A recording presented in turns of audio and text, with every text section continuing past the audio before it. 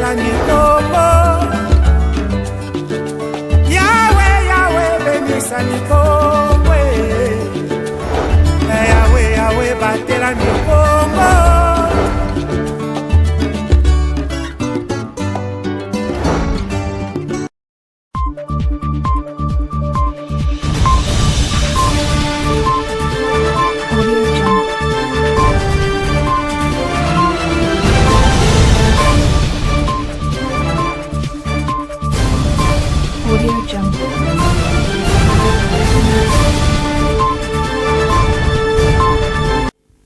Très heureux de vous savoir nombreux devant vos postes téléviseurs. Messieurs et dames, bienvenue à cette édition du journal. Ouvrons cette session d'information. 26,5 $, c'est le prix d'un sac de riz blanc de 30 kilos, dont du gouvernement japonais pour la République démocratique du Congo. Une cargaison de plus de 3000 tonnes a été réceptionnée samedi 7 septembre 2024 au port international de Matadi. Les détails dans ces commentaires de Pacifique Mwanda aux images de la cellule de presse du gouvernorat. Suivez. Transportée par le navire Boa Pioneer, cette cargaison de plus de 3000 tonnes de riz blanc, dont du gouvernement japonais, a été réceptionnée le samedi 7 septembre 2024 par le secrétaire général du plan, Daniel Epenge Mosambo. La cérémonie de réception s'est déroulée au port international de Matadi. Cette aide alimentaire atteste les bonnes relations qui existent depuis la nuit des temps entre la RDC et le Japon. La cérémonie de ce jour consiste à la réception technique de 3875 tonnes, soit 129 028 sacs de riz de l'aide alimentaire japonaise, dont 2,325 tonnes et 1,550 tonnes, soit 51,508 sacs d'origine thaïlandaise. Ce riz est destiné à la vente afin de constituer les fonds de contrepartie pour le financement des projets de développement socio-économique en République démocratique du Congo. 26,5 $, c'est le prix d'un sac de 30 kg. Confirmation du secrétaire général du plan, Daniel Epenge. Il l'a dit au sortir de l'audience lui accordée par le vice-gouverneur Prosper Ntela avant sa descente au port de Matadi. Le sac de riz est de 30 kg. Comme il s'agit d'un don au niveau de Matadi, ce riz sera vendu à 26,5 $. Quittons la province du Congo central, messieurs et dames, 4 jours après la tentative de l'évasion à la prison centrale de Makala à Kinshasa, survenue dans la nuit du 2 septembre de l'année en cours. Le gouvernement congolais dresse un bilan des travaux de réhabilitation des biens endommagés. Les détails dans ces comptes rendus de la 12e réunion du Conseil des ministres. Suivez cet extrait choisi par notre rédaction. L'évaluation de ce jour donne les indications suivantes. 1. Le rétablissement de l'eau et de l'électricité au centre pénitentiaire et de rééducation de Kinshasa. 2. La vie reprend peu à peu, les pensionnaires sont servis en nourriture et le calme est revenu. 3. L'assainissement du milieu carcéral est en cours. 4. L'identification des pensionnaires se poursuit. 5. L'organisation au centre pénitentiaire et de rééducation de Kinshasa des audiences en flagrance contre les auteurs présumés des viols à l'égard des femmes. 6. La prise en charge par le gouvernement des femmes violées. 7. 7 des 11 pavillons que compte le CPRK ont été vandalisés à l'exception du pavillon 1, 2, 8 et 10. Et enfin, 8. La mise en place d'une commission inter-services chargée d'enquêter sur ces événements. Les organismes non gouvernementaux des droits de l'homme y seront associés. Réaffirmant la ferme volonté du gouvernement de mener à terme les réformes à des fins thérapeutiques initiées dans le secteur de la justice, la Première ministre a instruit le ministre d'État, ministre de la Justice et garde des Sceaux à mettre à profit le cadre de concertation existant entre son ministère et le Conseil supérieur de la magistrature à l'effet de favoriser les échanges interinstitutionnels dans un élan de cohésion sociale. L'humanité a célébré la journée internationale de l'alphabétisation dimanche 8 septembre 2024 avec comme thème promouvoir l'éducation multilingue, l'alphabétisation pour la compréhension mutuelle et la paix. La ministre nationale des Affaires sociales Aziza Mounana a, à l'occasion de cette journée, adressé un message à la population. Suivez l'extrait de son message dans ses propos. Mes chers compatriotes, à ce jour où le monde entier célèbre la journée internationale de l'alphabétisation sous le thème « Promouvoir l'éducation multilingue, l'alphabétisation pour la compréhension mutuelle et la paix », permettez-moi de souhaiter une bonne fête à tous les Congolais. La République démocratique du Congo, à l'instar d'autres pays, membres de l'UNESCO, s'est joint à la communauté internationale pour commémorer cette journée consacrée à la lutte contre l'analphabétisme et de ses effets pervers.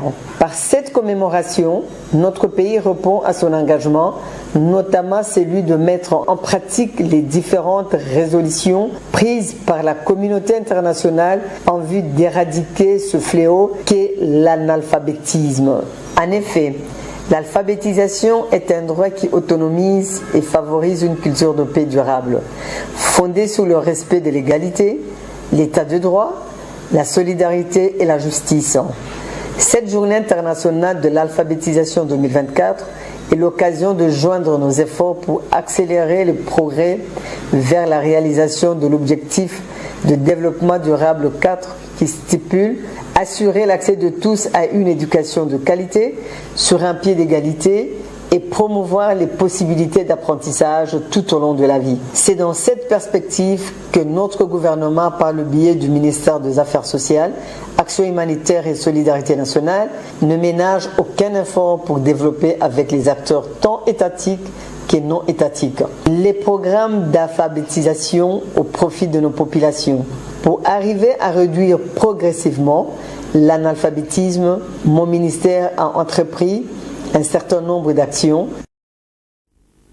D'une province à une autre, messieurs et dames, quittons d'abord la province de Kinshasa. Prétendue évasion à la prison centrale de Bunia dans la province de l'Ituri. La force de l'ordre affirme avoir maîtrisé la situation malgré l'agitation des détenus. Ces faits n'est pas dit à une crise alimentaire, a fait savoir le porte-parole du gouverneur militaire, M. Gilles Ngongo. Suivez-les dans ses propos. Nous sommes à la prison centrale de Bunia où nous constatons une tentative d'évasion. Pour une seule raison, il y a une forte manipulation. L'information que nous avons, nous ont dit, ils vont réitérer ce qui s'est passé à la prison centrale de Makala. Pour ceux-là qui vont s'évader, ils vont s'évader. Et ceux-là qui seront pris par la police ou ils seront maîtrisés, neutralisés par la police, il ne s'agit pas d'une réclamation ou de la ration ou de primes, non. Et la plupart, c'est ce que nous avons dit, c'est de la manipulation. Depuis le matin, et nous sommes en train de maîtriser la situation. Toutes nos unités sont en alerte. Le commandant des opérations a instruit la police, les éléments de la 32e région militaire, de PEM, la police militaire, mais également de toutes les unités pour empêcher ces tentatives dues à la pire simple de la manipulation. Et donc la situation est maîtrisée. La route qui amène vers Kapa, qui quitte Kapa, rond-point ma campagne vers Kapa, et en même temps barricadée par nos hommes pour contenir et tout fait dans l'œuf cette manipulation qui va tout fait dans l'œuf cette manipulation. Et donc nous sommes là avec toutes les unités pour rétablir l'ordre public. Et nous disons à tous ces prisonniers, ils n'ont rien envié parce qu'ils sont dans de meilleures conditions et nous mettons en garde ceux-là qui pensent déstabiliser la province. Parlons sport, messieurs et dames. Fin samedi 7 septembre de la 44e édition de la Coupe du Congo de basketball qui s'est jouée à Kinshasa pendant 2 semaines. Les ultimes rencontres de la compétition ont tourné en faveur de Makomeno City chez les dames et en faveur des Show Sport chez le Messier. Les détails avec Rivantia, la suivez. Au terme de 2 finales, dans les 2 versions féminines et masculines, le basket club Makomeno City de la province du Haut-Katanga et le basket club Show Sport du Sud Kivu sont montés sur la plus haute marche du podium. Les Louchoises de Makomeno City ont mis fin au règne de quinoise du basket club CNSS en arrachant les succès conclus par 70 points contre 49. Grosse performance de la part des filles de la capitale du cuivre, empêchant une 5e victoire de suite à celle de Kinshasa. Chez les messieurs, la coupe a pris la direction de Bukavu grâce à la victoire 73 paniers à 65 pour Show Sport opposé au BC Terreur de Kinshasa. Pour avoir réussi l'organisation de la 41e édition de la Coupe du Congo de basketball, Paulin Kabongo, président de la Fédération de basketball du Congo, l'a fait savoir et a promis encore mieux au prochain numéro. Sans beaucoup de prétention, c'est une édition dont le niveau a été relevé par rapport à certaines parce que vous avez vu qu'il n'y avait pas d'équipe faible. Donc chaque équipe qui venait était redoutable.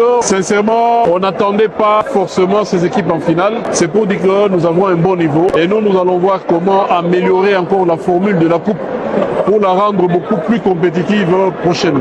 Toujours dans l'espoir de rendre encore plus belle la fête du basketball, Paulin Kabongo a lancé un message important aux provinces qui ont brillé par leur absence à Kinshasa. Les provinces qui ne sont pas venues sont celles-là qui ne viennent toujours pas. Nous avons le Grand Bandundu et l'Équateur. Nous pensons que nous allons nous-mêmes nous déplacer pour aller vers les dirigeants de ces provinces, aller vers les autorités scolaires, les inciter pratiquement à faire jouer le basket dans des écoles, mais en leur disant aussi que le sport est un instrument de communication. La même journée du samedi 7 septembre a été consolatrice pour le BC Atari de Kinshasa et le BC New Gen, également de la capitale, en prenant les déçus respectivement chez les dames par 49 points à 31 sur les BC Show Sport du Sud Kivu et par 71 contre 60 sur les BC SCTP Kinshasa chez les messieurs. Les 2 face à face comptant pour la 3e place de la compétition. Après l'effort, le réconfort dit-on. L'organisateur, la FEBACO, a tout de suite après primé les meilleurs. Dans la version masculine, Franck Niembo de Show Sport est sacré meilleur joueur, Christian Niamanzoni de Lupopo, meilleur marqueur et meilleur tripointeur. Dans celle féminine, My Love Samba de V-Club a terminé meilleure joueuse et marqueuse. Puis Marlène Ngoboleza de CNSS, meilleure tripointeuse. Le BC Amani du Congo central a reçu le prix de révélation chez les filles. Le même prix a été décerné à De Jong de Kisangani chez les messieurs. Messieurs et dames, vous avez là donc suivi la fin de la 41e édition de la Coupe du Congo de basketball. Place à l'information au-delà de nos frontières. Le président algérien Abdelmadjid Tebboune a été réélu pour un second mandat avec près de 95% des voix selon l'ANI, l'autorité électorale. Certains chiffres sont néanmoins très commentés. Suivez les détails avec nos confrères de France 24. Une victoire écrasante et qui est tout sauf inattendue. Sans surprise, Abdelmadjid Tebboune, sans réelle opposition, est déclaré très large vainqueur du scrutin présidentiel algérien ce dimanche en fin d'après-midi par l'autorité électorale avec un score de 94,65%. Ce résultat, nous sommes allés le chercher dans le respect de la loi. Personne ne peut dire que c'est un vote volé ou qu'il n'est pas juste. Personne ne conteste la victoire du sortant, candidat du régime, mais les chiffres officiels de la participation, seul vrai enjeu du scrutin, interrogent. Tard dans la nuit de samedi, avec 3 heures de retard, l'autorité chargée des calculs annonce une moyenne du taux de participation qui s'élève à 48,03%. Comment un tel résultat a-t-il été obtenu ? L'Algérie est découpée en 58 wilayas ou districts territoriaux. Les autorités ont divisé par 58 les taux de participation dans ces mêmes wilayas, mais ont affirmé dimanche que le nombre total de voix s'établissait à 5,63 millions. Or, il y a 24 millions d'inscrits en Algérie. Ces 48% annoncés pourraient être bien loin du taux réel de participation. De nombreux analystes en Algérie montrent qu'avec seulement 5 600 000 voix exprimées, chiffre avancé par l'autorité électorale, la participation réelle s'élève à 23%, pas à 48%. S'il s'avère que la participation chute autant, alors c'est un point de préoccupation majeur pour la légitimité du président. Si le premier mandat d'Abdelmajid Tebboune avait été marqué par une reprise de la croissance et davantage d'efforts pour mieux redistribuer la manne des hydrocarbures, le bilan économique reste terni par la vie chère et le chômage qui touche un tiers des actifs de moins de 30 ans. Ces dernières années ont aussi été marquées par l'étouffement des libertés civiques, les manifestations sont interdites et la presse est muselée. De quoi sans doute nourrir une désaffection persistante de l'électorat, même si aucun chiffre ne permet donc officiellement de l'établir. C'est la fin de cette édition du journal qui vous a été réalisée par Gomez Tamba. Messieurs et dames, merci de l'avoir suivi et surtout, bonne suite de programme chez vous. Au revoir.